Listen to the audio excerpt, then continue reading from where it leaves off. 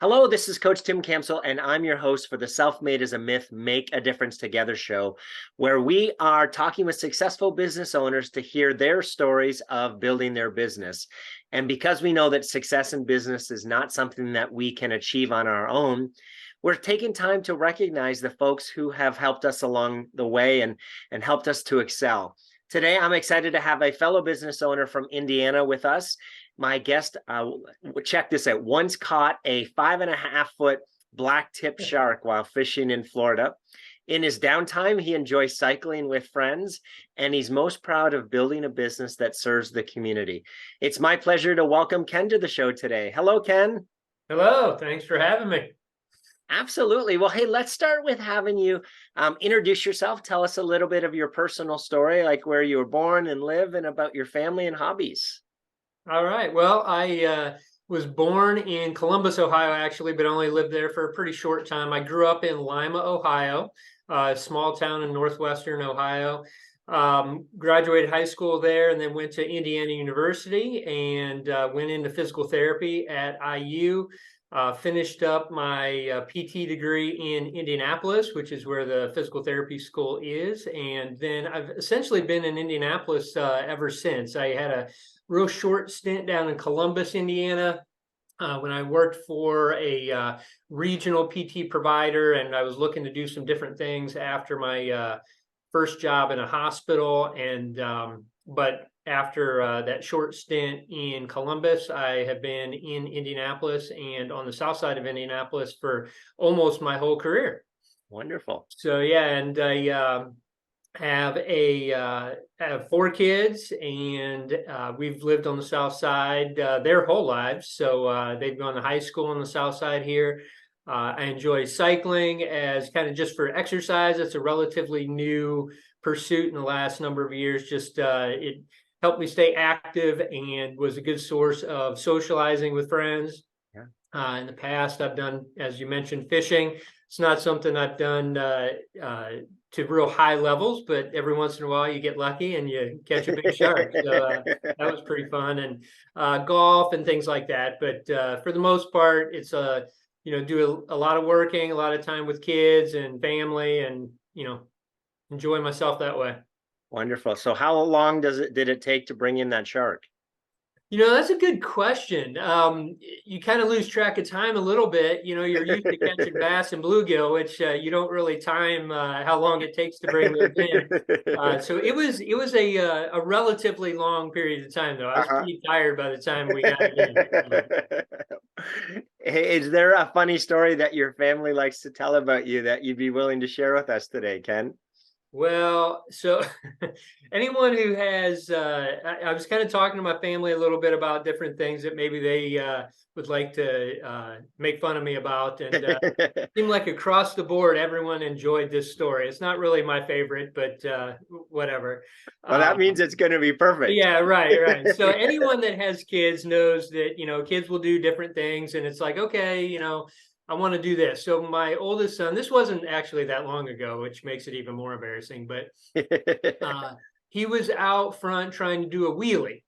And it's like, okay, I mean, I used to do wheelies when I was little, right? I mean, how hard can that be? So, you're kind of talking to him. It's like, okay, you really you gotta sell out. You can't just kind of do these little pop-ups with the wheel. You got to really pull up and you got to go. And so, I'm showing him how to do this, and it's like, okay, so I pull up and I get the wheel up, and kind of forget the fact that if the wheel turns when it's off the ground and you come down on the turned wheel, it's not rolling forward anymore. So no. It was an immediate, like, I hit the ground as fast as you can imagine, and everybody is just like big-eyed and just, are you okay? Now, I'm not sure if they seemed real concerned before or after they were laughing. So I'm not sure really the order of things there, but for me, it reminded me that I'm not 12 anymore. Right. And, maybe I don't need to be doing wheelies. And you taught your son what not to do. Right. Yeah. I mean, that's as important as anything, right? This is what you don't do. And maybe you can figure it out on your own better than. Thanks for sharing. That's awesome. Now, Ken, tell us, how did the the business come about, and at what point did you have the confidence that you could run your own business? Well, it's kind of interesting. So when I had mentioned I was in Columbus for a period of time, I left the hospital that I was working in, and I was looking to do something more. I was a staff therapist in the hospital, and basically you're just seeing patients, and that's kind of all your role is. I want to do a little bit more. I want to do more kind of on the administrative side and just kind of see what that part of the business was like. Yeah. And it just wasn't an option in the hospital. So I contacted another company, went to this regional provider who gave me the opportunity to start looking at running my own clinic. And through the process of kind of going through some of the training that they did and some of the process of finding space and kind of getting into how to go about a lease and all of these things, it became pretty apparent that the most important thing with any business is having customers. Mm. And I kind of had a customer base that I felt like I could kind of do it on my own and not have to run it through somebody else. Right. So I wasn't at a point where I felt like, oh, I just want to go do this by myself. And kind of to the point of this podcast, there was actually a former professor of mine who had always been in contact with just over the years. This was probably 8 or 9 years after graduation. So just over time, we had kind of gotten together for breakfast or lunch and just kind of been in touch. It wasn't like we were seeing each other all the time, but it was enough. And he actually had started his own business with another business partner up on the other side of the city. And so I kind of contacted him and just said, hey, might be an opportunity here on the south side. I've got lots of contacts. This might be something that maybe you would be interested in, or we could look in together. And he was interested, and he was like, hey, let's talk a little bit more about it. And so, that was probably the first interaction where it was like somebody else who had some experience and had some knowledge about how to go about this process kind of helped to formulate that thought in my mind. And it was one of those things that we were able to then put together and kind of move forward. So some of the nitty gritty he and his other business partner had already done. Okay, And yeah. so some of that we didn't have to do, which was an advantage for us for sure. And then we were able to kind of push that along and then open up this Southside location, within probably a year after talking. Can't remember exactly when we started talking, but it was probably within a year or so we had formed a business entity and then decided to open this Southside location. Fantastic. So tell us a little bit more about the company. What's the name? What do you guys do? How do you help people? Well, we're Indiana Physical Therapy now. We've kind of changed that original company, which started back in 2006. As with any business partner, you kind of have different visions as to how you want things to go. And so Sure. a few years ago, we had decided that maybe our visions were a little bit diverging. So I decided to go in a different direction. So I merged with Indiana Physical Therapy at that time. That was in 2019. We've kind of been the same type of entity all along. Nothing really changed when the business name changed. Yeah. Literally, we didn't change space. We didn't change staff. We just changed ownership structure. Yeah. We are a physical therapy provider. We provide outpatient physical therapy services, which, if you're not familiar with physical therapy, outpatient orthopedic physical therapy is essentially what most people that live at home and are independent, kind of that middle age, especially if you need physical therapy for back pain or shoulder pain or knee pain, that's where you go. Okay. So it's that kind of entity. We see a lot of different things, but for the most part, it's outpatient orthopedics, musculoskeletal problems. So post-surgical injuries, chronic, back and neck pain. You sit at a desk or a computer all day. And of course, you've got some aches and pains just because our bodies really aren't meant to do that for 8 to 10 hours a day. Yeah. So those are the kinds of things we treat. And then we do see some other things. I see some vestibular rehab, which is dizziness that can be caused from a number of different neurologic situations. But I'll treat that. That's a little bit of a specialty. Mm, And then temporomandibular dysfunction, which is jaw pain, okay. which is again another little bit. I mean, it's still very much outpatient orthopedic oriented, but a little bit of a specialty that we see that not everyone sees. So it's how we've tried to diversify a little bit into a couple different areas than just the straight up outpatient orthopedics, post surgical stuff. Wonderful. So, can share a story where someone pushed you or inspired you that you could do it, even though maybe you didn't think you could, and the impact that that person had on you. Yeah, I mean, it kind of comes back to that story I just told. It was one of those things that I just, I didn't know a lot of the ins and outs Yeah. of how to go about the whole process. And that former mentor of mine that had kind of already gone through that process was instrumental in helping to kind of push that along and kind of give me some direction, do a lot of the pieces that maybe we didn't know how to do, Sure. and really just kind of push things in that direction and just give us a little bit of guidance as well as some real nuts and bolts to that process so that we weren't trying to just figure it all out on our own. That is one of those things that, when we had talked originally and just kind of about the idea of this podcast and kind of what your whole message is, it really spoke to me just because I don't know. I mean, I know there are people that do it completely on their own. That's not really my personality. I wouldn't be one that's just going to go out and start just creating businesses and creating opportunities like that. Much more comfortable with kind of getting to know people, seeing kind of how they do things, and then if they have advice and help that they can provide, that really is what I like to do, is work with people Yeah. on those kinds of projects. So Wonderful. And what's that mentor's name? his name is Brian Pease, All right. and Fantastic. he is still a business owner on the north side. He's got a few clinics on the north side that are still providing great care. He was a wonderful professor of mine in PT school, and then, like I said, just kind of helped in a lot of ways to kind of get me going in this direction. Fantastic. So, Ken, you've probably experienced a lot over the years. What's your biggest learning as a business owner? Um, Biggest learning. That's interesting.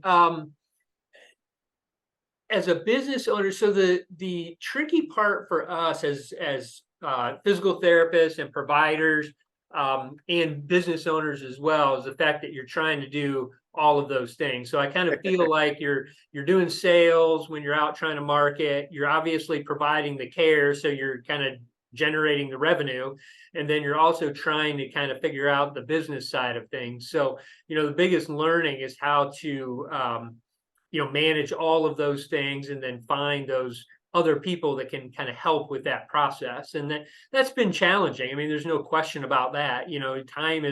Time is the limiting factor with everything, and finding the time to do that. You have to provide the patient care or you don't have revenue. Yes. Yes. So that's the most important thing. And then if you don't do the marketing, you don't have the people coming in, so you can't generate the revenue. And Yes. so being able to kind of balance all of that on top of the business side of it, just the administration of the business, those are all very challenging pieces, and trying to juggle all of that is easily the biggest thing I've had to learn along the way. We call that the teeter-totter effect. It's the get the work, do the work, get the work, do the work, right? And Yeah. oftentimes the mistake we can make is that we spend the time getting the work, and then we shift and execute the work, and then we have to stop getting the work. So then it's like, oh, oops, now Yeah. now I don't have any clients or customers. I got to go back. So yeah, it's this back and forth. So I appreciate you sharing that, because it's definitely a learning curve, and something that we all have to get through, to the point where, oh yeah, there's also a business that has to be run in the background, and Right. when am I going to have time to do that? Yeah. Yep. No, those are the biggest challenges by far.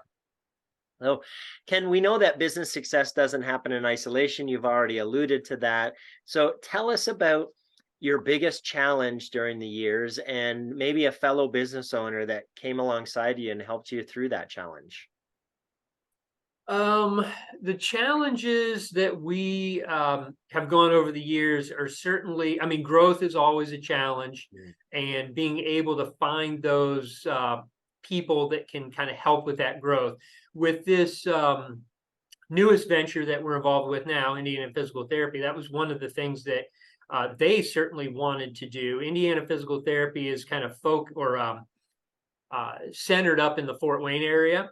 Okay. There are 18 clinics up in the Fort Wayne and northern Indiana area, and they wanted to grow into the Indianapolis area. And when we were at that point where it's like, okay, what do we want to do? Growth was one of the things that you kind of have to do if you want to continue to, have viability as a business. So being able to talk to them, see kind of what they have done up north, and then to partner with them down here has allowed us a lot more flexibility and opportunity to then grow. Yeah. The other thing that was a real challenge, I mean, it's no secret to anyone who's been in business, and I mean, even just in society the last few years, the pandemic was very, very challenging. And for us, it was challenging. I guess every business was like this, but we're talking about a business that relies on very close interaction with people. Mm. Like, Mm. I'm 2 feet from people, or I'm touching people all day long. Yeah. And, you're talking about a situation that people were very nervous about, didn't know what to do, didn't feel like they could be around people. Mm. And that really affected a lot of what we had going on. So, my current business partners with Indiana Physical Therapy were just instrumental at that time to kind of help through that process. A bigger corporation, a bigger company could help weather that financial storm that was coming.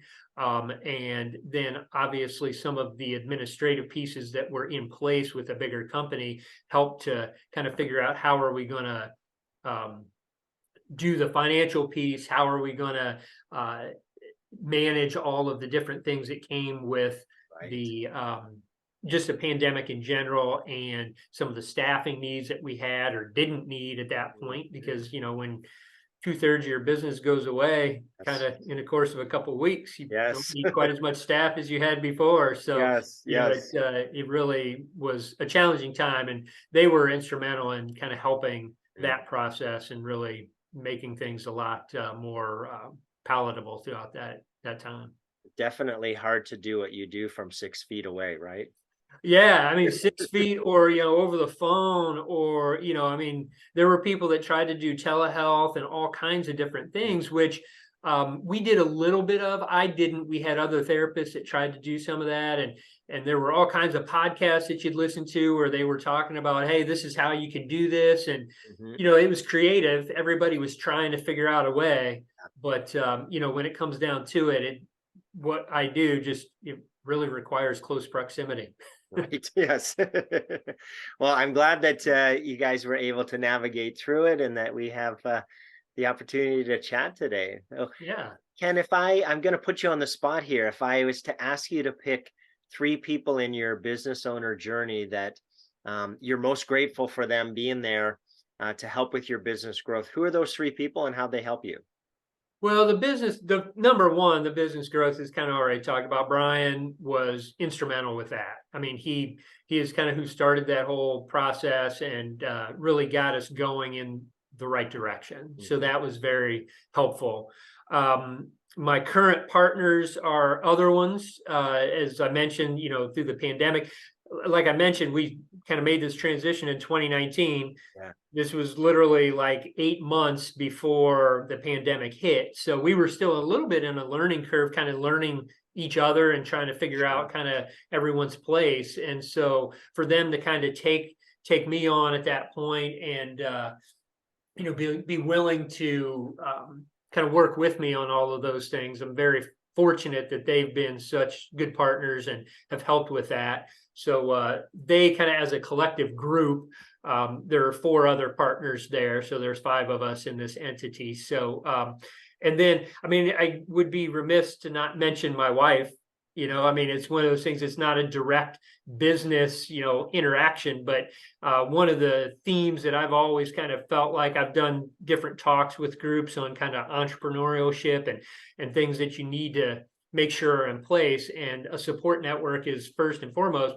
And that support network can be professional. Obviously, I think that's important. You need to have people that you can go to when you've got professional questions, and what do you do with this situation or with this kind of HR stuff, or how does that work? But a family support network is Yes. equally, if not more important. You need somebody that is going to be supportive when you are not able to be around, or when you're, kind of stressed or occupied with other things on your mind, and someone that understands and is willing to kind of work with you on that. So my wife has been, as big a help with all of this as anyone. So those Fantastic. are probably who I would say is my biggest three when it comes to kind of help with the business transition and ownership and all of that. Wonderful. And what's your wife's name? Anne, And how long have you guys been married? we've been married for going on 26 years. It'll be 26 years in August. Awesome. So we Fantastic. celebrated our silver anniversary. So Congratulations. That's awesome. thank you. Yeah. So, Ken, as you think about the next 3 to 5 years, what are the biggest challenges that you see that you're going to face in reaching your goals? And who are the types of people you're going to need to help you solve those? Yeah, well, one thing that I did not anticipate that we're really kind of struggling with right now is staffing. Mm, And I know staffing is one of those things that every business talks about right now, but I just felt like healthcare was insulated from that. There are new physical therapy schools popping up all the time, mhm. lots of new grads. I honestly felt like it might be the opposite problem, that there were going to be too many therapists, Okay. and it was going to kind of drive down the demand, which, doesn't necessarily have a great impact on the profession. But we have really struggled finding therapists in the last year or so. It's been a struggle, and we talked to other businesses, other clinic owners, and they're kind of finding the same thing. So that's what I would say right now, and maybe that's just because it's in my face right now. Sure. I Yeah. see that as my biggest challenge is staffing and making sure that you're kind of balancing the right number, and that's with any business, trying to balance the right number of employees to the amount of business you have.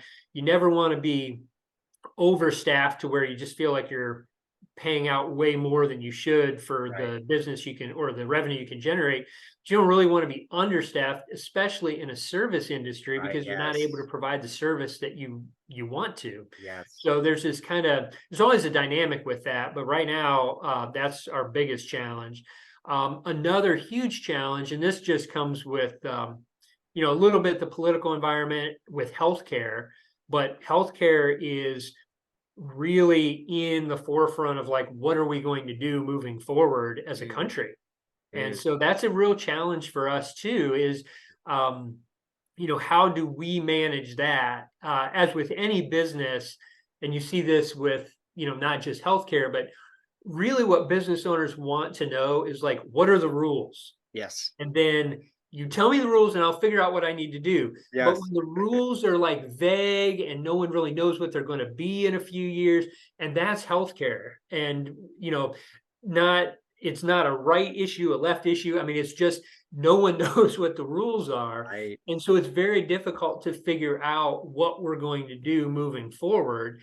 And I mean, that's a challenge on every level when it comes to staffing, when it comes to how we're going to be able to provide the services we provide. Do we need to continue kind of down this path, or is that path going to dry up because they're going to change the way physical therapy can provide those services, and we're going to need to find another avenue?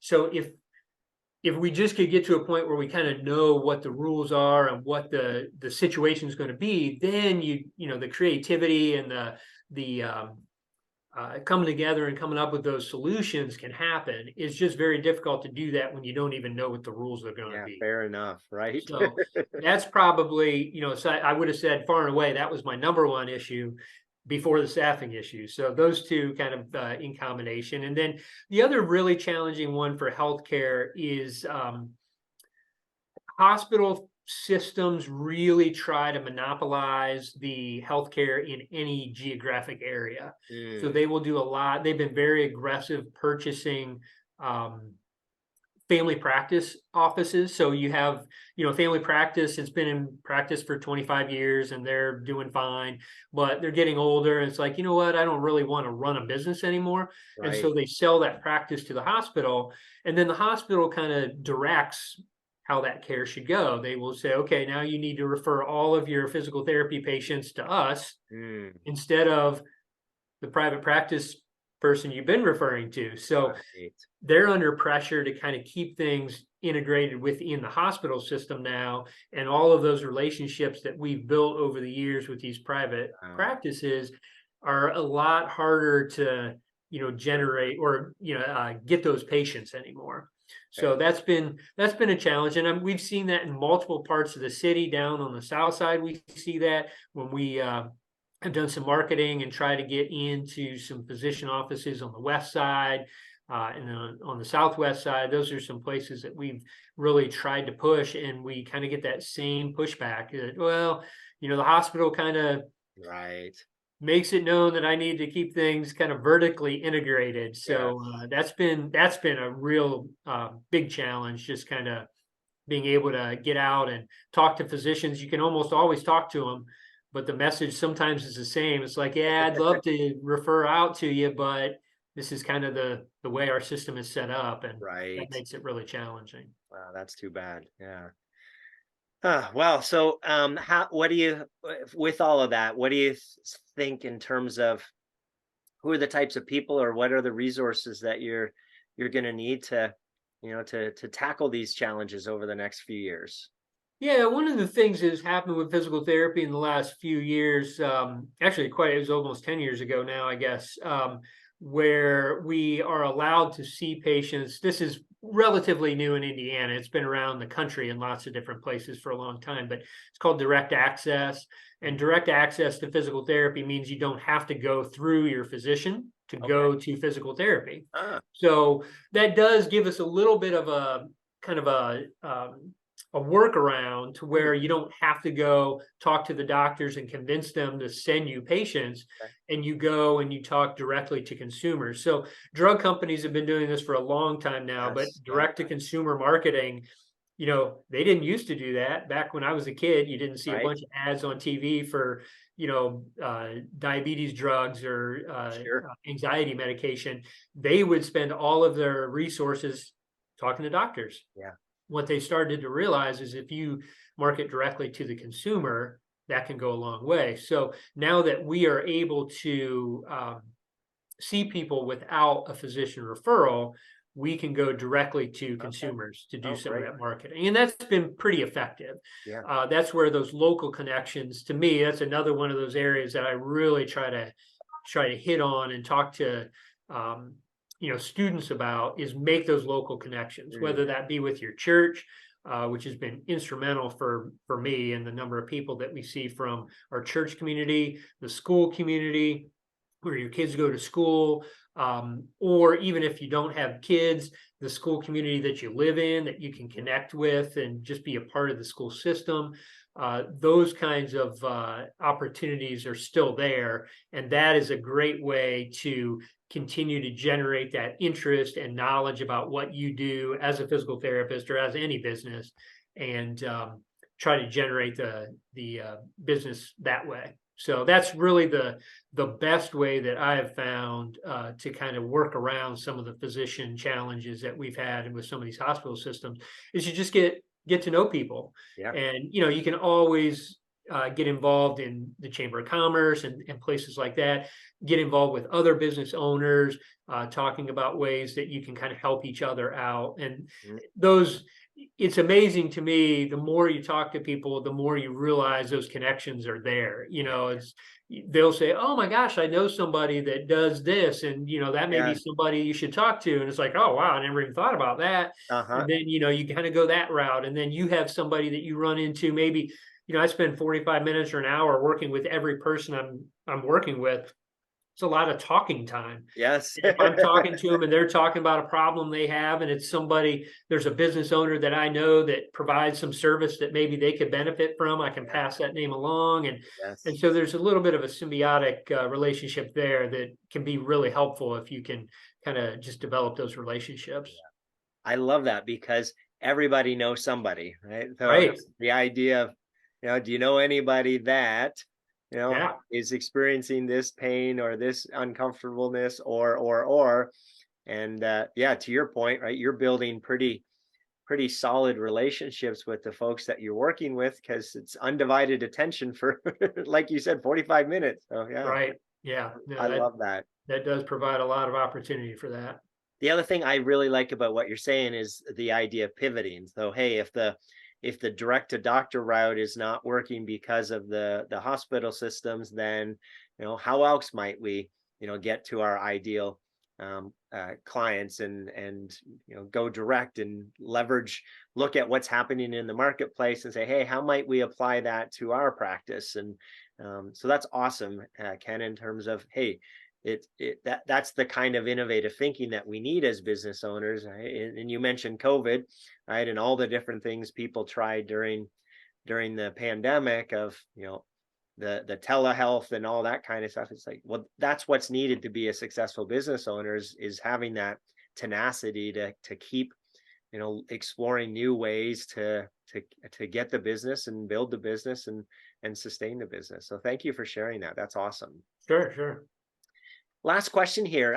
Jim Rohn said that we become the average of the 5 people that we spend the most time with. So, Ken, as you think about that quote, what advice would you have for folks, for business owners in particular, who are trying to do it on their own and think that they shouldn't ask for help?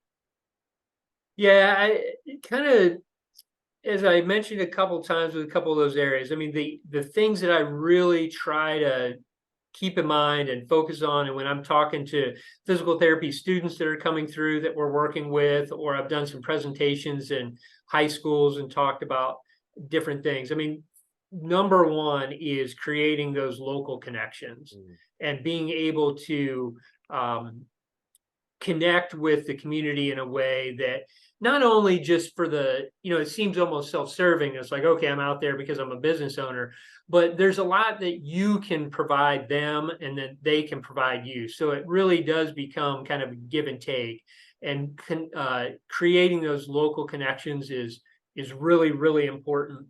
Um, Relationships in general along those same lines. I mean, my story, when you look at kind of Brian, and I met him in 1995 as a student, he was my professor. yeah. And then we just kept in touch. So it was a relationship that we had. I never had ideas that I was going to start my own business or, be a business or a clinic owner or anything like that. But after having that relationship with him, seeing what he has done, and then being able to kind of build on that, and then him being able to provide that opportunity for me, that was a relationship that just really turned into something great like that. The other thing, well, and the support network is another big piece Mm, of that, making sure you have family and friends and other business owners that yes. can kind of provide support during downtimes, especially, but then also celebrate your successes. Yes. That's Yes. important Yes. too. It can get Um, lonely at the top, can it? So well, I'll let you know if I ever get there. um, but the other thing is creating like your business goals. The reason you do it Mm, have to be in line with who you are as a person. mm, And I think sometimes people get a little bit out of touch with that, and they start kind of getting off the rails. And if you can kind of keep yourself centered, why is it I want to do this? Do I want to do this because I want the autonomy to be able to like do what I want to do? Do I want to make more money because that's a great opportunity? Do I just want to be able to provide this service to people in a way that I feel is the best way to provide that service? yeah. And then your business kind of follow that path and not get too far, not let other people convince you, well, you should be doing it for this reason, or you should be doing it for this reason. It's like, yeah, but this is why I'm doing it. That's, And you want to stay connected with that path that you're comfortable with. mm, I love that. Yeah, we just joked about that it can be lonely at the top, and so what I mean by that is when we were employees, right? We had a manager that we could go to and ask for input and advice. Oh, right. right? When we're a business owner, right? It's like, ooh, who do I talk to? So Right. your point of, right, we need to have a social network and we need to have others that we can be able to reach out to and say, hey, I'm kind of struggling with this idea or this thing that's happening in my business, and I just need, I need somebody to lament with, or I need somebody to tell me it's going to be okay. And I agree with you. Having a strong family support system is key, because the business owner journey can be a little bit of a roller coaster from time to time. Yeah. Absolutely. That's one of the things that I had in that same presentation is be prepared for the ups and downs. I Mm, mean, there's going to be lots of ups and lots of downs, and you can't get too high or too low, no matter what the situation is at the time. You got to stay pretty even keel and just kind of keep your eye on what needs to be done. I love that. Yes. Because yeah, the it's unexpected, right? Nobody would have predicted COVID, right? And Right. Yeah, and exactly. and we all had to figure out how to survive through it. So congratulations to everyone who's listening who did, Right. figure out how to get through it. So hey, Ken, it sounds like you've been blessed with some pretty incredible people in your business owner journey. If they were all on the show here today, what would you want to say to them? Well, I mean, I would say thank you very much. It's been a pleasure to work with all of them, and at different times it's been a lot of growth, and it's kind of helped me to kind of form me who I am today. So, I mean, you can't ever see that as a bad thing. So, I've been really fortunate to work with a lot of great fellow business owners, a lot of great physicians. I've had some unbelievable physician contacts over the years that have been instrumental in building our business and helping to support us. Their vision is very similar to our vision, and that's the best. When the patients see that and can feel that, they feel very lucky to be kind of working with the group instead of just bunches of individuals. So that's been wonderful. So, just lots of great relationships I've been able to form over the years. And I've been very fortunate and blessed to kind of go through all that process. And so I would just say thank you to each of them for everything that they've been able to provide me. And hopefully I've been able to provide some things for them too. Fantastic. Well, Ken, it has been a pleasure speaking with you today. Thanks so much for being on the show. Yeah, thanks for having me. It's been great, and it's been great talking to you and talking about some of the things that I feel pretty strongly about when it comes to working with other people. And as you say, making things better together. I mean, that's really the key for everything. So I appreciate that. To everyone who tuned in, thanks for listening to the Self-Made is a Myth show with your host, Coach Tim Campsell. Be sure to help spread the movement by liking the show and posting about it on your social media. And to join us, go to bemadtogether.com. All right, folks, that's a wrap. Make sure to pay it forward, and I'll see you all next time. Take care.